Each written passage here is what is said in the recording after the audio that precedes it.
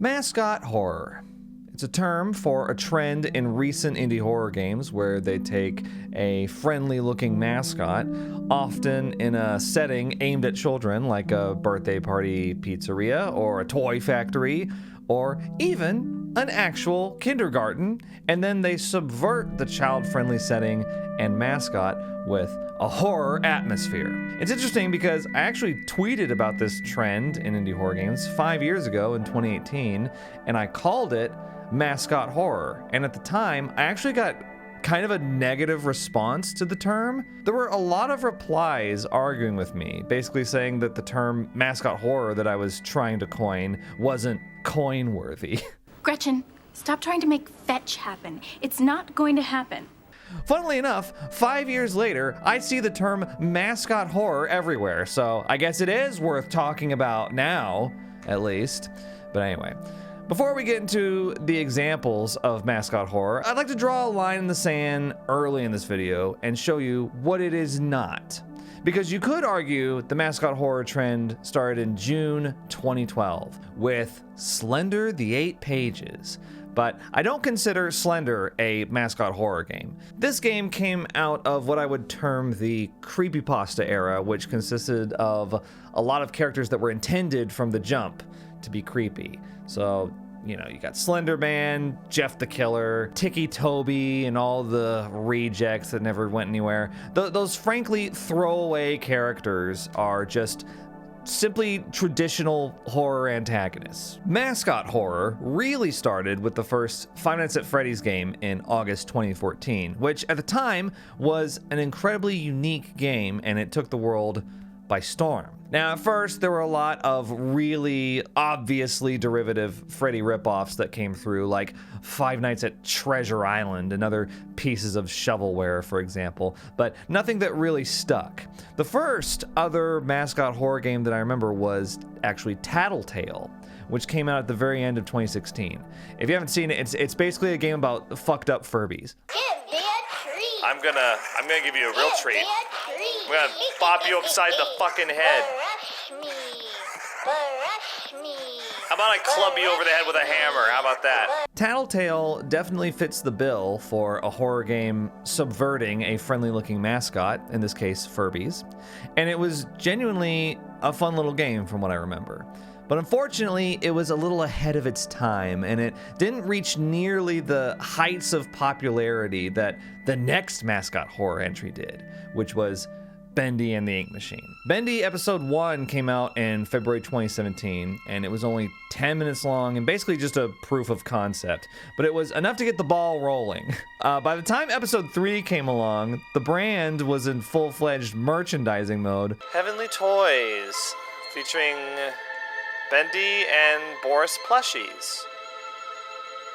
I wonder if those will be for sale soon.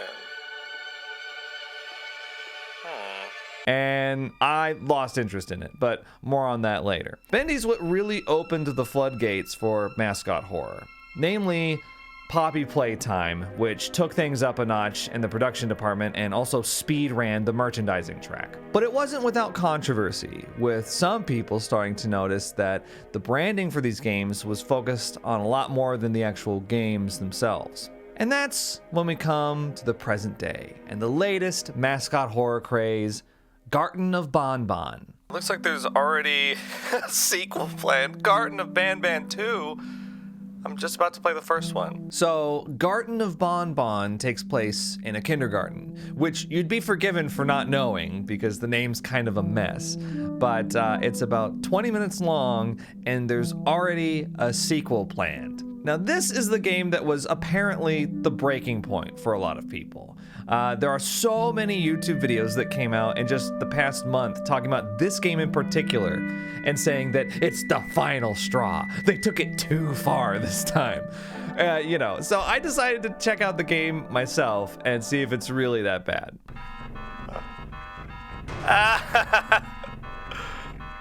Oh, look. He had red on his hand. He's gotten his hands bloody. What? That's it? Oh my god! Very little happens. Okay, so the short story is that it really is pretty bad. It's not that offensive to me, to be honest, especially considering it's a free game, but it definitely comes across as thrown together in a short amount of time to try to get on the express track for merchandising profits. So right away, I'm noticing something very interesting. Get awesome merch on the main menu. I think this is the first time I've seen this.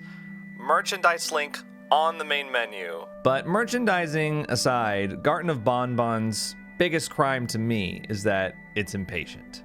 It's impatient with the atmosphere, it's impatient with paying off tension, and it's impatient with the branding. It copied Poppy Playtime's homework, but it did it in such a sloppy, rushed way that it's like they completely missed what made Poppy successful. That was exactly like Poppy Playtime, when you first see Huggy Wuggy. Now, I'm not Poppy's biggest fan by any means. You can watch my Poppy boycott video if you want details, but one of the reasons that Poppy Playtime Chapter 1 was such an instant hit is because the payoff was huge. They let you explore this toy factory for a good 20 minutes, and then when the chase with Huggy Wuggy hits, it slaps. What the? Oh! Hey, Huggy. Oh, he stoops down like Lady Dimitrescu. Look at him. So long, sucker. Oh my god. How did you get over there so fast? Huggy knows. Oh my god. Oh my god, what the fuck? I'm not even gonna look behind me. Do I want to look behind me for the thumbnail? Yeah, sure. Oh, come on. It's not even moving. Oh, it is moving, actually. Okay. All right, what am I supposed to do? Here.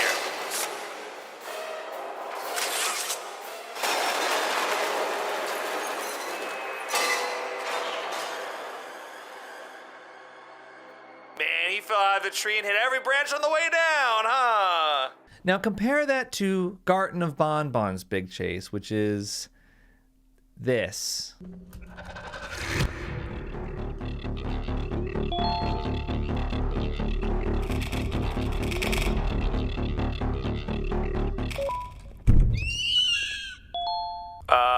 Okay, that was really anticlimactic. That's it.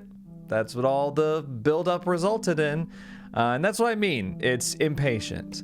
Now, I watched some of the devlogs that they posted on YouTube, the guys that made this, Euphoric Brothers, I believe is their name. And I found it interesting how much thought they put into this chase scene with Opila Bird. We thought having Opila Bird act as a real predator would be something very interesting to see. We decided to have it so that it would only attack you if it felt that you were prey, like predators do. For example, when you run away from it, and when you don't harm it when it has you cornered. It only attacks when the player tries to flee or when it has taken a good look at the player. Now that's great and all, but when you actually play the game, the entire sequence lasts about 10 seconds. Most people who play this won't even notice the AI because the game isn't designed to highlight it. It's designed for the player to take the quickest shortcut out of there. So even though Opila Bird's AI is actually pretty cool, when the monster's only alive for about 10 seconds, you're unable to appreciate it. It's this sort of impatience for both the payoff and the payday that come across as the only lesson learned from other mascot horror games like Bendy or Poppy, which are two of the most popular games in the genre, and also the two that stand out the most to me as games that were built from the beginning to be profitable merchandise machines. Wow, hoodies are $50. That's quite expensive. And I gotta say, the art doesn't really hold up. They're just kind of doodles. Frankly, I don't like any of these three games.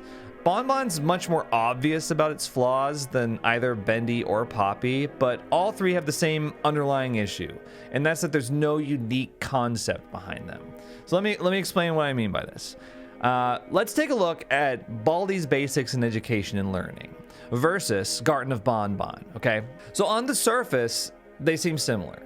They're both graphically ugly, they're both simple to a fault, and they're both really lacking in that traditional horror atmosphere that you might get from Tattletale or Five Nights at Freddy's, right?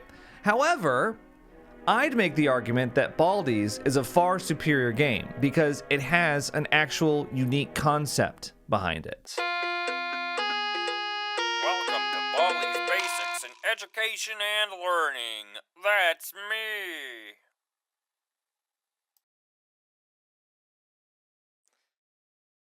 Let's look at how to play.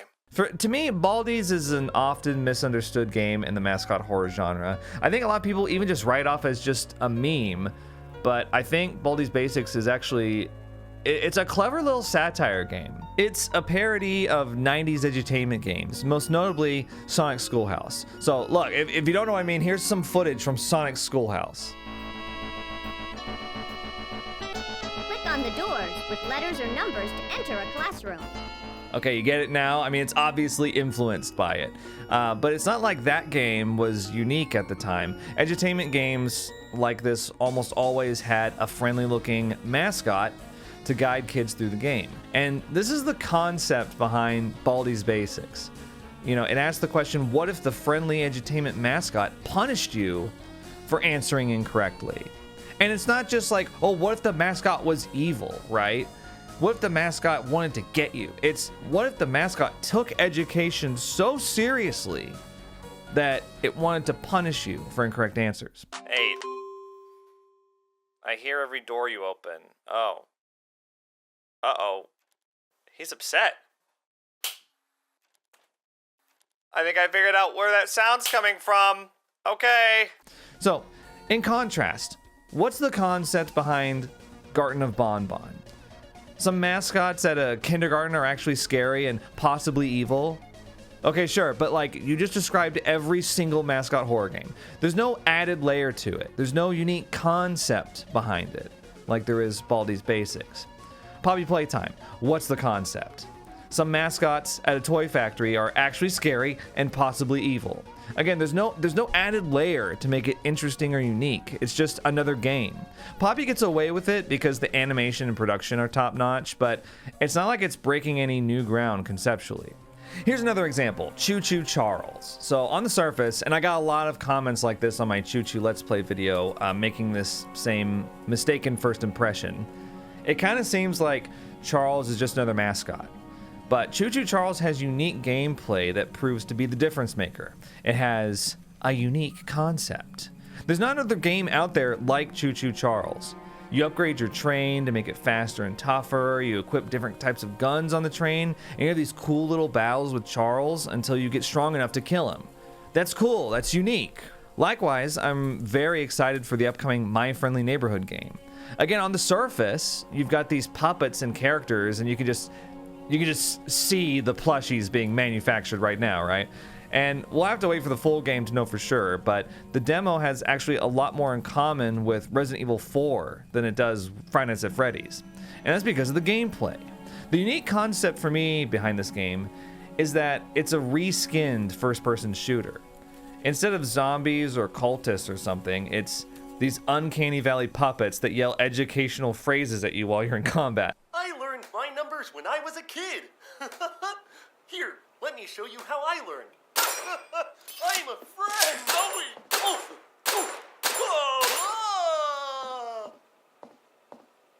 I learned my numbers when I was a kid. See, that's something unique. It separates it from the rest of the pack. It's basically a standard first-person shooter game, but it's reskinned, and that makes it something that hasn't been seen before. This friendly-faced mascot gimmick is used to create a different kind of atmosphere in both Choo Choo Charles and My Friendly Neighborhood. It's such a unique kind of atmosphere that one could say it isn't horror, which is a common criticism I hear about these type of games. But I think with games like Choo Choo Charles, My Friendly Neighborhood, and Baldi for that matter, statements like that they're not horror, miss a crucial component that makes these games fun. Humor. Wow, you're so courageous and stuff. Look, I gotta go wash my hair. Comedy and horror go together a lot more naturally and to much greater effect than I often see people give them credit for. Some of my favorite horror movies are horror comedies. I kick ass for the Lord. Do they make me feel an atmosphere of despair and dread? No, but that's not all that horror is. To bring it back to Garten of Banban, one of the issues that I have with it is that it's a setting ripe for some comedy horror like we were just talking about. But instead, it just kind of plods along, teasing the lore and the plot, and it's like, well, where's the fun? Where's the hook for this game? It's kind of a missed opportunity to have a playground that you can actually play on. You can't slide down the slide. I mean, you can walk down this one. You can't even jump on, like, the log right here or anything. You can't use the seesaw. You can't swing. There's just an invisible wall here. It's very not playful at all. Also, these are the worst monkey bars I've ever seen. Have you ever seen monkey bars worse than this? Like, what's the point? There's no hook, there's no fun, there's no unique concept behind it. If you asked me to sell you on Choo Choo Charles in one sentence, I'd say, you play chicken with a monster spider train. If you asked me to sell you on Poppy Playtime in one sentence, I'd say, you run from a monster in a toy factory. Now, which of those two sentences sounds more unique and interesting to you? And that's the problem I have with some of these Mascot horror games. It's that they're just following a formula rather than making a cool game. And the reason that they're following this bare minimum formula is because it was proven that it works. Bendy and the Ink Machine. For me, this game and its sequel, Bendy and the Dark Revival, are the poster child for over-rewarded indie game mediocrity. They thrive on delivering the bare minimum. You want combat? Here, swing an axe over and over. There's no dodge, there's no block, it's just left-click spam. It's combat in name only. You want characters? Here, have some characters that you spend 2 or maybe 3 scenes with over the course of the entire game. For example, a major character in the Bendy universe is Tom. Now, a good test to see if a character has depth or not is to see if you can describe them without talking about what they look like or what their role is in the plot. And I'll be honest, I have no idea how you would describe Tom without those two things. Tom is in both of the games, by the way. You want puzzles and gameplay? Here, have endless fetch quests. Most of Bendy's gameplay in both the first and second game are just fetch quests. I told you I'm not opening the door until you bring me my pictures. I drew them. I want them back. Go over there and get my 5 paintings. Go over there and get my 3 special gears. Once again, it's the bare minimum. Well, fine then, John, you might say, but what about this unique concept you keep banging on about? Does Bendy have one? I'm glad you asked, though I think you could have asked a little less rudely. And the answer is no! Bendy is the Mascot horror game series most ripe for a unique concept behind it, but it doesn't have one. A 1930s tube animation studio seems like it would be a ripe setting for one. I mean, remember Cuphead? If you asked me to sell this game to you in one sentence, I'd say, you slay cartoon monsters in a completely hand-drawn 1930s animation-style world.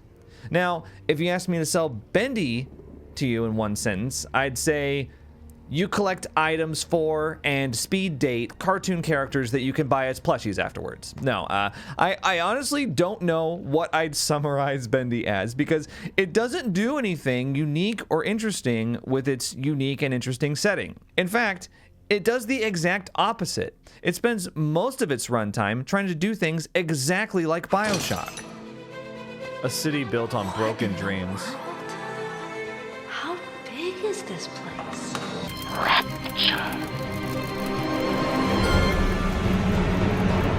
City where the artist would not fear the censor.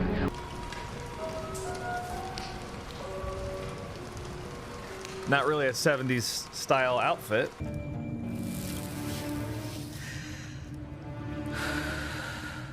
You can call me Elizabeth. What's wrong with me?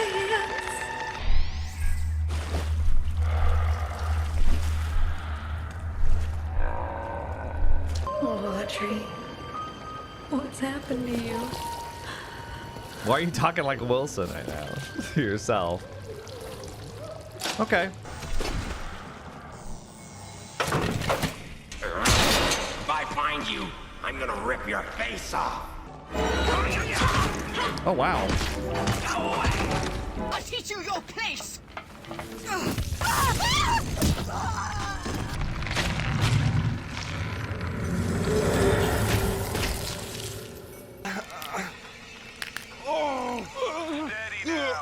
We're always free to choose. To believe what we want to believe. A man chooses. A slave obeys. But anyway, the Bioshock aesthetics aside, what's really left? Well, just 4 things. Minimal gameplay with shallow characters and a lot of fetch quests. And the dangling carrot of lore is what carries it.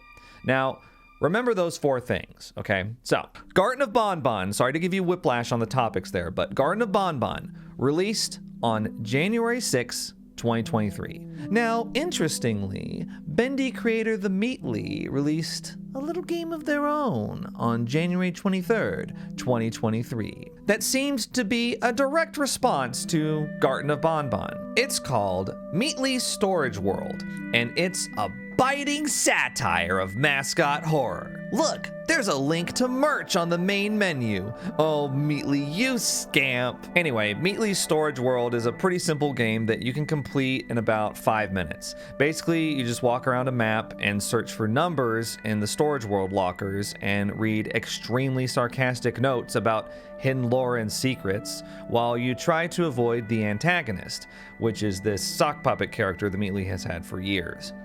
The character's given no backstory in the game or anything. And at the end, you're told to pre-order part 2, and then he brags he made the whole thing in just 1 day as a joke. But it's obviously more than a joke, isn't it? It's a scathing critique of the state of Mascot horror games, a withering commentary of the genre's flaws, and an obvious parody of Garden of Banban in particular. But the thing I found interesting about Meatly's Storage World is that the cardinal sins it commits are actually very similar to the flaws I find in the Bendy games. Minimal gameplay, shallow characters, and fetch quests. Oh, and the dangling carrot of lore, I can't forget that one. It's certainly an interesting take to cynically poke fun at Mascot horror games being used as vehicles for merchandise, when Bendy and the Ink Machine Chapter 3 quite heavy-handedly did exactly that. So what if I went and painted some of those Bendy dolls with a crooked smile? Plushies available for purchase at the Bendy store. Just saying, seems like this glass house has a huge broken window in it where a giant stone was hurled through at hurricane force speeds. You know, I'm just gonna say it. For all of Garden of Banban's flaws, and make no mistake, there are a lot of them. That sounds like the sound effect in Star Wars when Obi-Wan Kenobi is like powering down the Death Star or whatever. The sins that it commits are not so different from the ones found in Poppy or Bendy. It's just that those two have a much nicer coat of paint on them. I know Bendy and Poppy have plenty of fans that would refute that, but there's a reason Banban borrows so heavily from those two series. To me, Banban just holds a mirror up to those games and says, look at what you've inspired. You alright? I learned it by watching you. And hearing that the Banban developers are getting death threats from the horror community, like they alone committed a grievous travesty, is just unfair, and it's way over the line. Is Garden of Banban a bad game? Yes. Yes, it is. It's a bad game. But is it so bad that it deserves all this sensationalist controversy? That it's the end of Mascot horror? No, it doesn't. I find it really bizarre that Banban was the tipping point. You know, take away the ugly graphics and poor presentation, and Banban's no more offensive to me than the things that come out of the Poppy and Bendy camp. Truly. Banban. Alone! Leave him alone! So there you have it. The ups and downs of Mascot horror, as I saw them unfold. I was there. I honestly have a special place in my heart for Mascot horror. Some of the games get such a bad rap, and they're judged solely by their young fan bases instead of by the merits of the games themselves, which are often really solid. And on the other side of the coin, some of the other games in the genre just coast on their popularity. The future of Mascot horror depends on which side is picked as the role models moving forward. For Garden of Banban, they picked the wrong side of the coin. They tried to emulate the wrong heroes. It's a product of the environment. But for every game dev out there that was inspired by the genre's popularity, there's another out there that was inspired by its creativity. And I have faith in the latter to keep the genre going. Thanks for watching, and I'll see you in the next video. Think critically.